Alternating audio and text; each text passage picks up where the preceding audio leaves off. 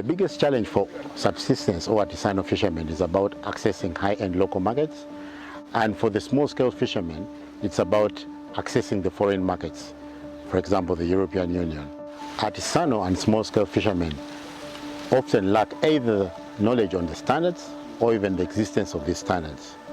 This is where the Commonwealth Standards Network comes in, to fill the knowledge gap among the fishermen, to help them understand more about the standards that govern this sector.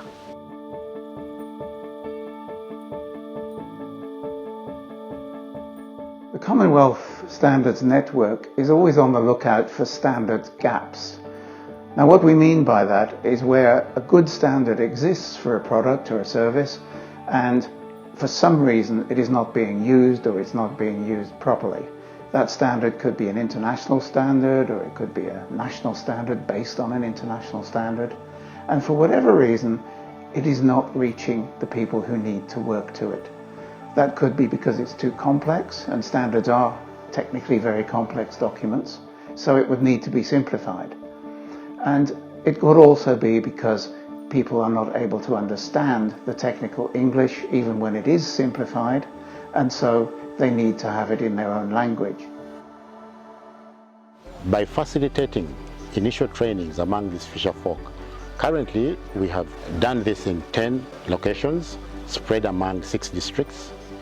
This intervention has helped us reach out to more than 2,500 fisher folk in these districts. Now, the CSN has been very critical for us as a sector. Of course, one, it came with a package where we have been able to build the capacity of our staff. Capacity in the trainings of standards. They have been able to do a BRC training and an assessment. And these are standards that are required in the international market to access the products. Two, they have also been able to take our inspector through the lead auditors, which is a very, very critical and very important training to build the capacity of our staff into auditing systems. This is knowledge and material that we want to translate to our people to improve their livelihoods and to change the socio-economic status of our people. Once again, we thank CSN Project, we thank UNBS for this support.